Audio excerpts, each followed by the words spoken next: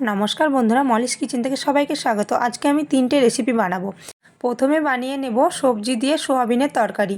এই সবজি দিয়ে সোয়াবিনের তরকারিটা কিন্তু খেতে কিন্তু খুব সুন্দর লাগে।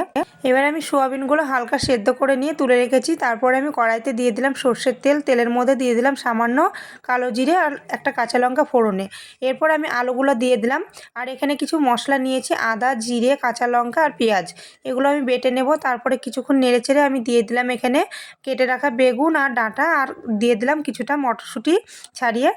এরপর আমি আবারও কিছুক্ষণ নেড়েচেড়ে আমি মশলাটা দিয়ে দেবো। এবার মশলাটা দিয়ে তারপরে কিছুক্ষণ নেড়েচেড়ে দিয়ে দেবো স্বাদ মতো লবণ আর সামান্য হলুদ। এগুলো দিয়ে আমি আবারও কিছুক্ষণ নেড়েচেড়ে নেব। তারপরে সেদ্ধ করে রাখা সোয়াবিনগুলো দিয়ে আমি আবারও কিছুক্ষণ নেড়েচেড়ে নেব। তারপরে দিয়ে দেবো পরিমাণ মতো জল।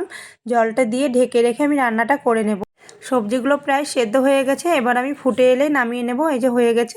এবার আমি পটলের লতি ঝালটা বানিয়ে নেব। পটলের লতি ঝাল বানাতে আমি এখানে নিয়েছি পটলের লতিগুলো ভালো করে কেটে নিয়েছি। এরপর আমি ডাল বাটা নিয়েছি আর দিয়েছি কড়াইতে সর্ষের তেল, কালো জিরে, কাঁচা লঙ্কা ফোড়ন দিয়ে আমি এগুলো ভালো করে নেড়ে চেড়ে একটু হালকা ভাজা ভাজা হলো আর জল দিয়ে দিলাম। তারপরে আমি নামানোর একটু আগে ডাল বাটাটা দিয়ে এই যে নামিয়ে নিয়েছি। এটি কিন্তু খেতে খুব টেস্টি হয়।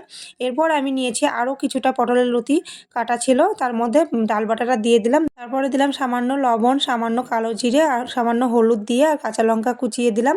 দিয়ে বড়াটা আমি ভালো করে মেখে নিলাম। মেখে নিয়ে কড়াইতে দিয়ে দিলাম সর্ষের তেল। তেলের মধ্যে এরকম করে ভেজে তুলে নিলাম। আশা করি ভিডিওটা ভালো লেগেছে। ভালো লাগলে লাইক, কমেন্ট, শেয়ার করার অনুরোধ রইল।